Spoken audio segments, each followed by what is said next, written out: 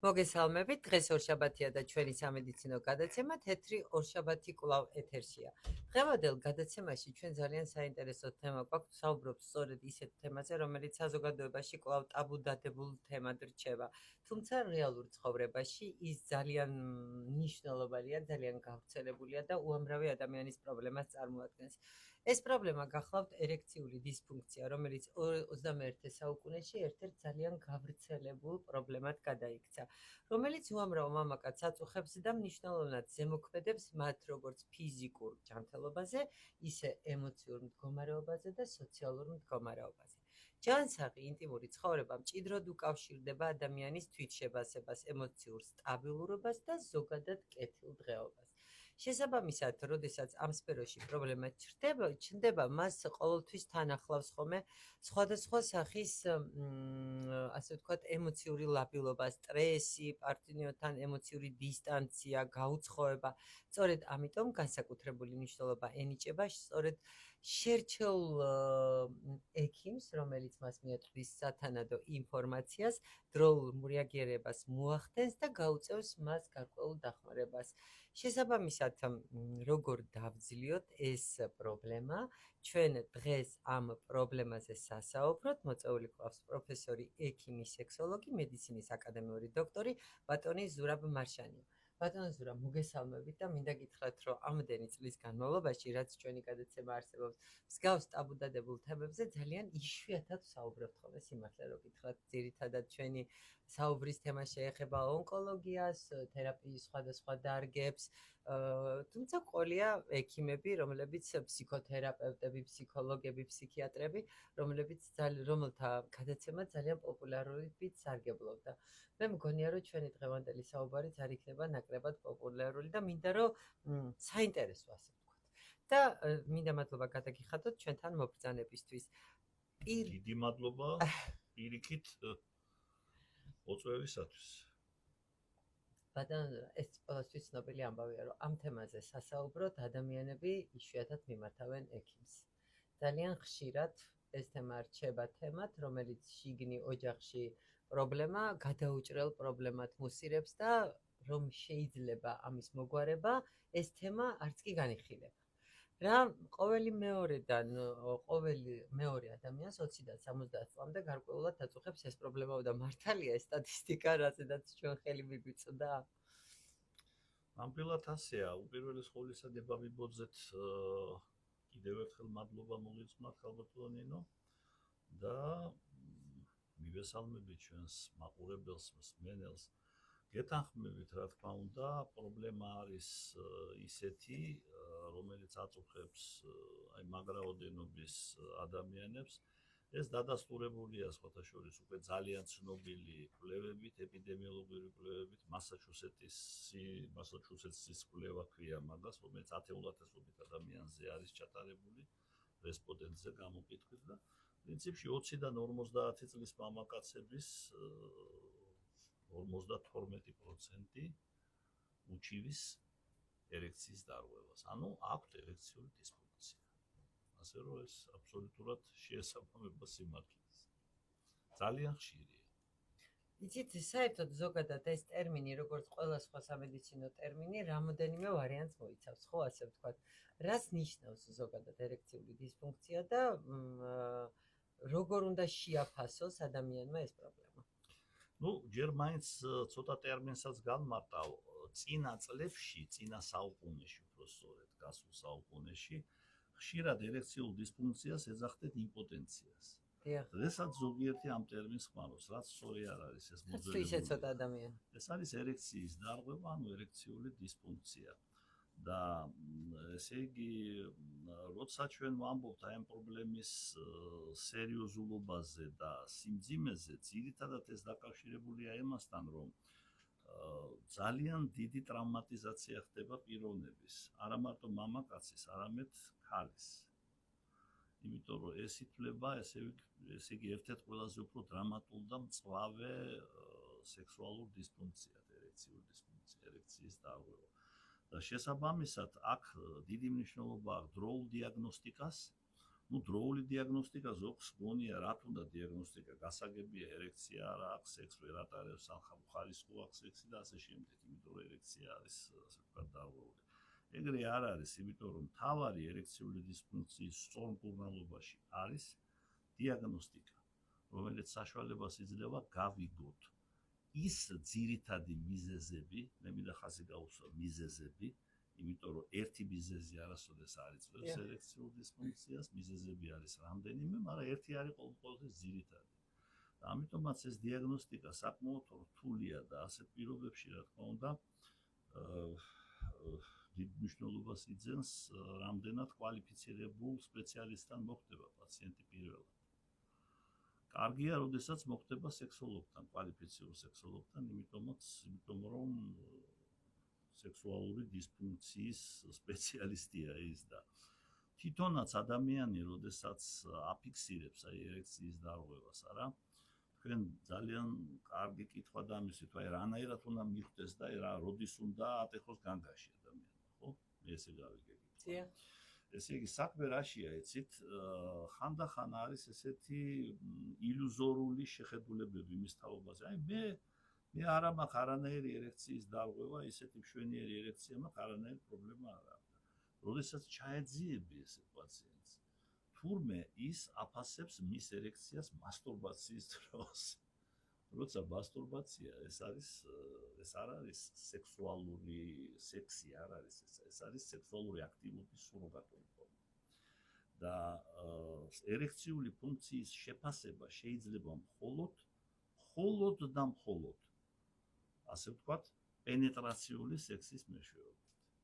ესე იგი, ვაგინალური სექსის მეშვეობით. ამ ადამიანს, რომელიც ამბობს, რომ მე მშვენიერი ერექცია მაქვს, შეიძლება ვაგინალური სექსი ქონდა რამოდენიმე წლის წინ.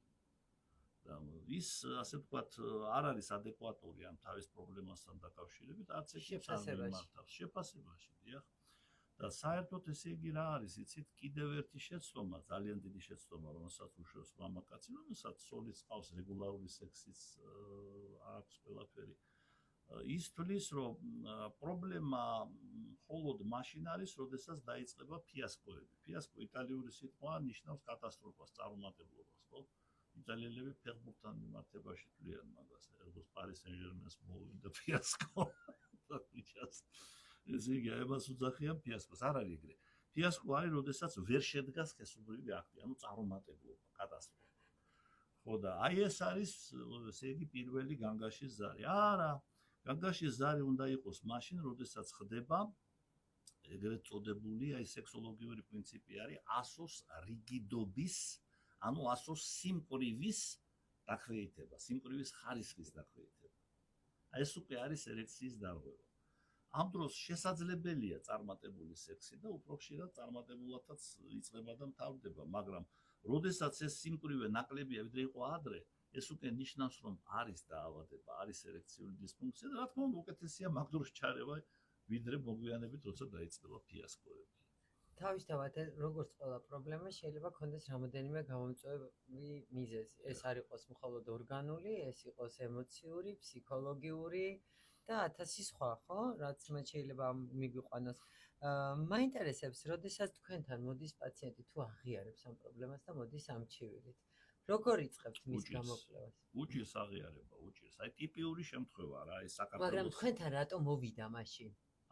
რატომ მოვიდა? თუ გიჭირს აღიარება, თქვენთან რატომ მოვიდა? თავის თავთან უჭირს, ესე იგი, თავის თავს გამოუწყდეს იმაში, რომ მას აქვს ერექციის დარღვევა და მოდის მეუბნება. ახლა მე უკვე სახეზე ვატყობ, რომ ერექცია დარღვეული, მაპატიეთ, მაგრამ იქლა გამოცდილება 88 წლიდან მუშაობ ექიმ სექსოლოგად.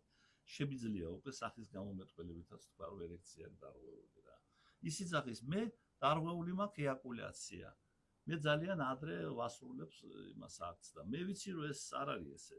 კი, ეაკულაცია დარღვეული აქვს, მაგრამ მისი მთავარი პრობლემა ერექციის დარღვევა და მე ჩავეკითხები და აი ესეთი ასე ვთქვათ ჩაკითხვა გამოძიების გზით დავადგენთ, რომ აქ საკმაოდ მძიმე ერექციული დისფუნქცია. უჭირს ამის აღიარება.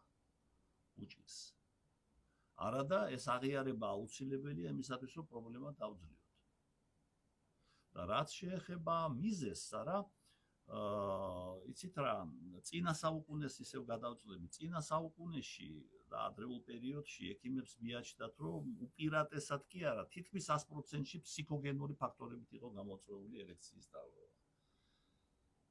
ეხლა უკვე შეიცვალა მიდგომა და ეხლა ჩვენ თამამად შეგვიძლია ვთქვათ, რომ 85%-ში, 80-დან 85% და შეიძლება მეტიც მიზეზი არის ორგანული. ეს შეიძლება იყოს მეტაბოლური დარღვევები, ნეიროგენული დარღვევები, სიზარღვოვანი ვასკულოგენური დარღვევები შეიძლება იყოს. კიდევ ბევრი სხვა მიზეზებიც არსებობს. თუნდაც მცირე მენჯის ღრუზე, აი რადიკალური პროსტატექტომიის მერე ჩატარებული ეს შეიცვალა მიზეზების ჩამონათვალი თუ უბრალოდ დიაგნოსტირება გახდა მასალა სამეცნიერო კვლევამ მოგცა საშუალება დაგვედგინა ესა. უამრავი კვლევა ჩატარდა და ამან ანუ ადრე ყველაფერს ამას ფსიქოგენურს მიაწერდნენ. ფსიქოგენურს მიაწერდნენ და აი ზიგმუნდ ფროიდი, დიდი ფსიქიატრი, გენიალური და ფსიქოლოგიის ფუძემდებელი, ფსიქოანალიზით მკურნალობდა ერექციულ დისფუნქციაზე. რა შედეგი ექნებოდა ვიცით ჩვენ. ეს ცნობილია ლიტერატურიდანაც, ცუდი ძალიან. ძალიან საინტერესოა. იცით თუ ეს მარტო ფსიქოლოგიური იქნებოდა ალბათ და რაღაც გარკვეულ გავლენას თუ არის ფსიქოლოგიური როლი, გარკვეულ გავლენას ახდენს ალბათ ის მედიკამენტები, რასაც არც თუ ისე ცოტა რაოდენობით ადამიანი მოიხმარს. არის სპეციალური ესე იგი ერთ-ერთი ფორმა არის ისითვლება ორგანულად სხვათა შორის. ანტიდეპრესანტები, ნარკოტიკები. არა მარტო, არის ეს ცალკე ჯგუფია, იცით, ესე იგი ქრონიკული ნარკომანია და ტოქსიკომანია. ტოქსიკომანია ხშირი მიზეზია სხვათა შორის, დაახლოებით 7%-ს წარმოადგენს, ასე ვთქვათ, ორგანული გენეზის ერექციული დისფუნქციისა და არის კიდე სხვა მედიკამენტოზური საშუალებით გამოწვეული. დაახლოებით ცოტა ნაკლები, მაგრამ მაგდენივე რა. და აი როდესაც ვამბობთ ფსიქოგენურ, ასე ვთქვათ, მიზეზზე და ორგანულ მიზეზზე, იცით, ეს მხოლოდ და მხოლოდ ლაპარაკი შეიძლება იყოს უპირატესი, რომელი არის ყველაზე წამყვანი. თორე ერთად არის, როგორ შეიძლება არ იყოს ფსიქოგენური, ასე ვთქვათ, რეაქცია ერექციის დარღვევაზე. ადამიანს შფოთვა აქვს, შეიძლება დეპრესიაშიც ჩავარდეს, ეს ხო თავისთავად მოქმედებს, არა? და იგივე მაგალითად, როცა არის ფსიქოგენური, ან დაუშვათ ფსიქიკური სტრესით გამოწვეული, ეს არის წარუმატებლობის ნერვოზი ქვია მაგას, აი პირველი სექსი ცხოვრებაში დამთავრდა ფიასკოთი, რომელიც მართლა ინერვიულა რა და მერე ვერაფრით ვერ დაძლია ესა, ხო? და ბოლოს მკურნალობის ან რაღაცის საშუალებით დაძლია და ყველაფერი ნორმალურად არის, მაგრამ სანამ ეს ფსიქოგენური ხასიათის, ასე ვთქვათ, პრობლემა მიდის, მან, ასე ვთქვათ, ორგანული ცვლილებებიც ვითარდება. ასე რომ შეიძლება ითქვას, რომ ერექციული დისფუნქციის მიზეზი ერთი არასოდეს არ არის, არის რამდენიმე. ამიტომაც ყველას გამოვლენა და შესაბამისად, ესე იგი, ყველა პრობლემის მოგვარება არის აუცილებელი იმისათვის, რომ მივიღოთ დადებითი შედეგი და დადებითი შედეგი რა შეიძლება იყოს? ან საერთოდ სექსის აღდგენა, თუ წლები ან თვეები არ ქონია სექსი, ძალიან ბევრია ეგეთი. ან კიდევ არსებული სქესობრივი ცხოვრების, ანუ სექსის ხარისხის გაუმჯობესება, სიხშირის მომატება, რომ იყოს რეგულარული, ხშირი სექსი, კარგი ხარისხის და ეს იყოს, ასე ვთქვათ, მყარი, რომ ეს რემისია გაგრძელდეს რაც შეიძლება მეტი ხნის განმავლობაში. აი ეს არის მიზანი. იცით, თქვენ ბრძანეთ ახლა ეს მულტიპროფილური რაღაცა საბჭოს მიერ განსახილველი პრობლემა, ასე ვთქვათ. თქვენ მარტო უმკლავდებით ამ პრობლემას თუ ხავთ თქვენი გუნდის წევრები, დაუშვათ თერაპევტი, ალბათ რამოდენიმე და გჭირდებათ ამ ექიმების ისეთი დროული და აუცილებელია. დიდი გუნდი მყავს ძალიან, შეიძლება ითქვას, რომ ვერ გამოვყოფ რომელი არის ძირითადი. ნუ რო არ შევეხოთ ახლა ლაბორატორიულ მეთოდებს, რაც ძალიან მნიშვნელოვანია, ხო, იგივე ჰორმონალური სტატუსის განსაზღვრა, იგივე აი როცა ლაპარაკია მეტაბოლურ ცვლილებებზე, ხო, როგორც მიზეზი ერექციული დისფუნქციისა, ხო, უნდა გაკეთდეს გლიკოლიზებული ჰემოგლობინი, რომ გამოვიწყოთ შაქრიანი დიაბეტი. უნდა გაკეთდეს მაგალითად ინსულინის ალბათ ენდოკრინული და პათოლოგიები ერთ-ერთი წამყვან ერთ-ერთი წამყვანია და ესე იგი ეს ლაბორატორიას რო თავი დავანებოდა სხვა მაგალითად იგივე, ნუ ულტრასონოგრაფიას და ასე შემდეგ, არა? რაც ესეც აუცილებელია. ძალიან მნიშვნელოვანი არის ისეთი სპეციალისტის ჩართვა, აი ამ გუნდში მე მყავს ესეთი კარდიოლოგი რა, რომელმაც იცის სექსოლოგია, სექსოლოგია მე ვასწავლე.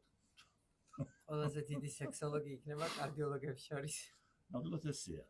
ხო და ეს რისთვის არის ისიც საჭირო ეს ჩვენ დღევანდელ თემასაც ეხმიანება ჯერ ერთი იმიტომ რომ ერთ-ერთ მიზეზად როცა ჩვენ ლაპარაკობთ მეტაპოლურთვის ესე იგი ცვლილებებზე ათეროსკლეროზზე ლაპარაკობთ ხო აქ ხომ მივდივართ ჩვენ გულსიზარდვა სისტემების დაავადებებთან რა გულის შემიურ დაავადებასა და ასე შემდეგ არა და რეალურად მე ხშირად მიყვარს ხოლმე პაციენტისთვის თქმა რომ გულსიზარდვა დაავადება და ერექციული დისფუნქცია, აი დედმამიშვილები არიან, ბიძაშვილებიც კი არ არიან რა. როცა არის ერთი, არის მეორე. ერთი მეორეს მარკერებია, იცი. თუ ადამიანს აქვს ერექციული დისფუნქცია, ყველა ვარიანტში მას აქვს სერიოზული პრობლემები გულსიზარდვა სისტემაში და პირიქით. აი ეს ძალიან მნიშვნელოვანია. ამ თვალსაზრისით ამ გუნდში, ესე იგი, კარდიოლოგის ყოფნას აქვს ძალიან დიდი მნიშვნელობა და კიდე რა თქმა უნდა ეს არის ძალიან მნიშვნელოვანი, როცა ვლაპარაკობ ფსიქოგენურ ფაქტორებზე, მეტი 20% და მეტიც არის ხოლმე და მე ფსიქოგენური ფაქტორი ყოველთვის მეორადი ასე ვთქვათ ფაქტორის სახით უარყოფითად მოქმედებს, არა? და მე თვითონ ესე იგი ყველაფერს რო თავი დავანებოთ ფსიქიკის, ფსიქიკური სტატუსის ასე ვთქვათ დადგენა აუცილებელია ჩემთვის, რომ ჩავატარო ინტერვენცია სპეციალური, ხო? სექსოლოგიაში თავისი ფსიქოთერაპიული მეთოდებია ეცე. ეს სხვა ეს წყვილები ერთად დადიან თუ ერთად დადიან? აი წყვილოვანი ფსიქოთერაპია ქვია მაგას, couple therapy. ხო და აი უყურეთ რა არის, აქ ძალიან მნიშვნელოვანია ესეთი სადიაგნოსტიკო მეთოდის გამოყენება, როგორიც არის ფსიქოდიაგნოსტიკა. რომელიც საკმაოდ რთულია, საკმაოდ მაღალ კვალიფიკაციას მოითხოვს კლინიკური ფსიქოლოგისგან. მე მყავს გუნდში კლინიკური ფსიქოლოგებიც, რომელიც აწარმოებენ. ესე იგი, აქ უკვე ვიცით ფსიქიკის მდგომარეობა და ვიცით როგორ ჩავერიოთ, მედიკამენტოზურად თუ ინტერვენციის სახით და ასე შემდეგ. ფსიქოთერაპია და რა თქმა უნდა, ძალიან მნიშვნელოვანი ასე ვთქვათ წევრი ამ გუნდის არის გინეკოლოგია. როცა ლაპარაკი არის ქალის სექსუალურ დისფუნქციაზე, ამ სამკურნალო გუნდში აუცილებლად უნდა იყოს გინეკოლოგი. მე მყავს, ასე რომ დიდი გუნდი ყავს ჩვენ. ეჭვიც არ მეპარებოდა ამ კითხვას. ფეხბურთის შეიძლება 11-ნი არა ვართ, მაგრამ 10-თანი არა. იცით, ეს იმდანაც რთული თემაა ჩემი აზრით, რომ შემთხვევათა მაღალ პროცენტში ამ პრობლემის გააზრების თუ შეგრძნობის შემდეგ პირველ რიგში ალბათ იწყებენ ინტერნეტში ინფორმაციის მოძიებას. და აქვთ არაკომპეტენტური წყაროებიდან არაკომპეტენტური ინფორმაცია, შემდგომში იწყებენ თვით რაღაც გარკვეული მედიკამენტების მიღებას, როგორც წესი და რიგია საქართველოში. არსებობს თუ არა ეს პრობლემა თქვენ პაციენტებთან მიმართებაში, ანუ რა იყო ჩემი კითხვის არსი?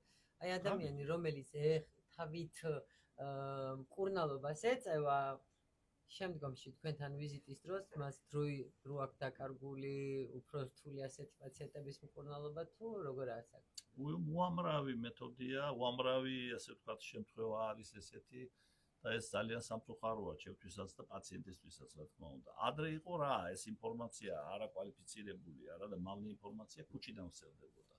ქუჩა ეხლა ჩაანაცვლა ინტერნეტმა. ხო და ეხლა კიდე ძალიან პოპულარული გახდა ხელოვნური ინტელექტი. აი მე ხელოვნურ ინტელექტს შევეკითხე და იმან სხვა მკურნალობა მითხრა. იცი რას გეტყვი მეთქი? თუ ხელოვნური ინტელექტით მკურნალობ, მე ვთხარი, ექიმთან არ უნდა მოხვიდე. იმკურნალე მოგით. მაინც ურეცეპტს აძლევენ ჩვენ და. როგორ ხა დიეტასაც წერს ხელოვნური? ხო.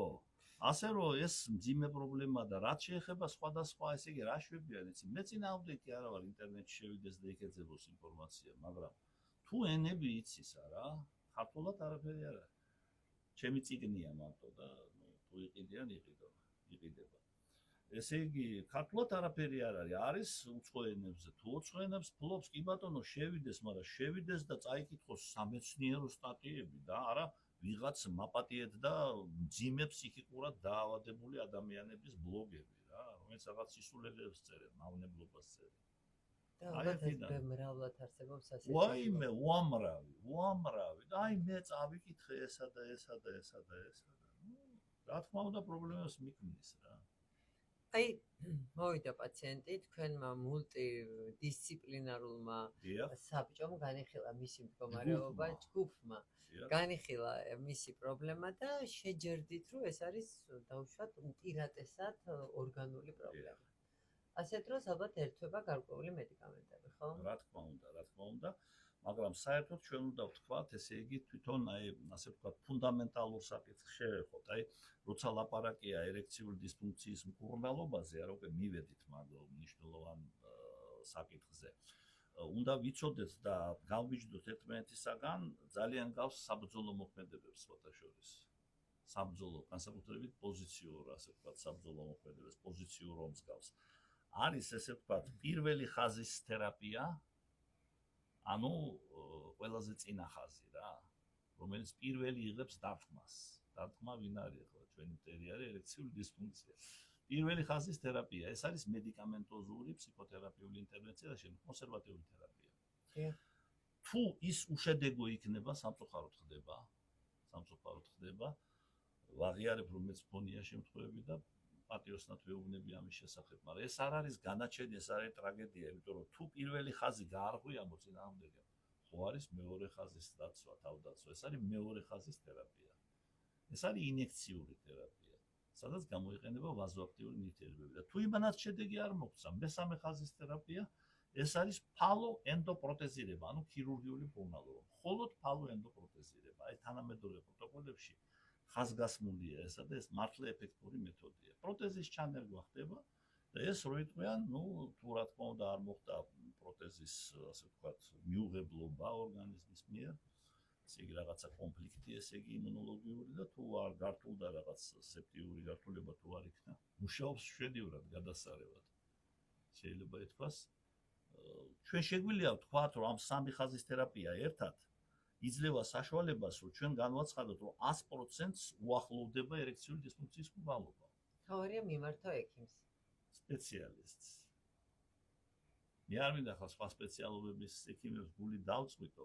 კი ბატონო, არა მგონია გადაირიოს სხვა თარგის ექიმები. მიიღონ ის ექიმები, რომელთაც აი მარტივი შემთხვევა მიიღოს, მაგრამ ახლა რთულ შემთხვევას ხელს მოკიდებს რა და ისე სამართლიანობა მოითხოვს დღესაც ჩემი კოლეგების მიერ, აი რამდენიმე პაციენტი მოვიდა, დღეს ჩემთან მოვიდა პაციენტების საკმაო რაოდენობა და აქედან თითქმის ესე იგი 1/3 კოლეგების გამოგზავნილი. ესე იგი მან მოუყვა ამ პრობლემის შესახებ ვერ გაუმკლავდა, ან პირდაპირ აგზავნიან, ყველაზე კარგი ექიმი პირდაპირ აგზავნის. ლაპარაკია მაგრამ ეს ხო უნდა მომიჯნავე სპეციალისტებზე, მომიჯნავე სპეციალობაზე თქვენ კარგად იცით, ვინ ამ განსაკუთრებით მივხვდი. რა ბატონო ზურა კითხოთ იცით, აი თქვენ პირველი ხაზის თერაპიაში რას მოიაზრებთ, რაზეა ლაპარაკი? იცით რა, როცა თერაპიას და მედიცინას ვლაპარაკობთ, ყველაფერში ეს სპორტთან მიყვარს ანალოგია, ხო? იგივე ფეხბურთის გუნდი იქნება თუ კალათბურთის გუნდი თუ რაღაცა. რა არის მთავარი? მთავარი არის რომ ლიდერი იყოს, ხო? რომელსაც მხარს აუბამს დანარჩენი კოლექტივი. ლიდერთა შორის.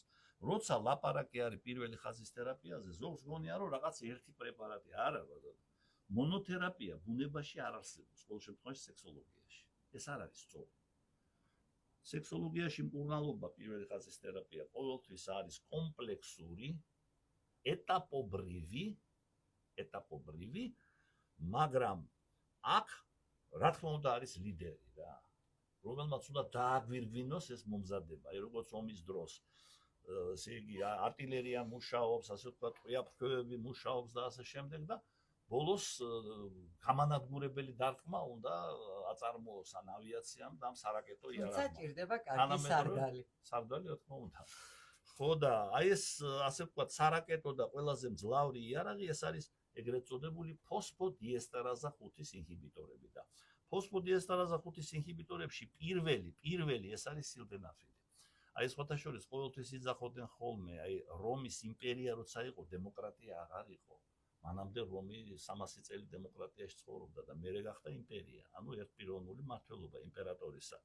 მაგრამ მაინც დარჩა ეს ატრიბუტები დემოკრატიისა და იმპერატორი, ანუ პრინცეპს უძახოდნენ. ის თავის თავს უძახოდა, სენატის წევრი იყო, სენატის, პარლამენტის და ის თავს უძახოდა, ეუბნებოდა სენატის სხვა წევრებს, რომ მე ვარ როგორც თქვენ, ოღონდ მე ვარ პირველი თანაბართა შორის. მაგრამ ეს იყო იმპერატორი. აი ამ როლს ასრულებს, ესე იგი, სილდენაფილი. რა არის ეს სილდენაფილ ციტრატი. სილდენაფილ ციტრატი არის პრეპარატი, რომელიც სრულიად შემთხვევით აღმოჩნდა, ასე ვთქვათ, ერექციული დისფუნქციის მკურნალობის ძირითად საშუალებად პირველი ხაზის თერაპიისა. ამას უელსის ფენომენი ქვია, სხვათა შორის. უელსის, ესე იგი, ინგლისის პროვინცია უელსში მიდიოდა კვლევა. სილდენაფილი იყო განკუთვნილი როგორც პრეპარატი, არა, არტერიული ჰიპერტენზიის სამკურნალოდ, იმიტომ რომ კვლევარებმა შეამჩნიეს, რომ ძალიან ეფექტურად ამცირებდა სისხლის მიმოქცევის მცირე წრეში ჰიპერტენზიას სილდენაფილი. ჩვენ გვანიშნებენ, რომ ძალიან ცოტა დრო დაგვრჩა. ხო და შესაბამისად რა მინდა ახლა ვთქვა, რა სილდენაფილი ეს არის ნობელის პრემიის ლაურეატი. 1998 წელს სამმა ამერიკელმა მეცნიერმა სილდენაფილის კლინიკურ პრაქტიკაში გამოყენებისა და მისი მოქმედების მექანიზმის, ასე ვთქვათ, პრინციპების შემუშავებისთვის მიიღოს ნობელის პრემია, თვითონ 950,000 ევრო. ესენი იყვნენ, ესე იგი, ჯონ ფრეჯგოტი, ლუის სიგნარო და ფარიდ მივრიდი. ეს სამი ადამიანი. აი ეს სამალი, ეს სილდენაფილი, რამდენად ეფექტურად მუშაობს და რამდენად ხანგრძლივია მისი ეფექტი? ესე იგი, სილდენაფილის ეფექტი გრძელდება 4 საათის განმავლობაში, ის მიიღება უშუალოდ, ესე იგი, სქესობრივი აქტის წინ 40-50 წუთით ადრე. რა თქმა უნდა, აუცილებელი პირობა არის სექსუალური აგზნება უნდა იყოს, ესე იგი, პაციენტმა უნდა მიაღწიოს ერექციას, რომ იმუშაოს სილდენაფილმა. ეხლა ჩვენ სულთ რამოდენიმე წუთი რეკლამაზე უნდა გავიდეთ და შემდგომში ისევე მოგვეცემა პატარა დასკვნის სახით 1-2 სიტყვა რო ვთქვათ. კი ბატონო.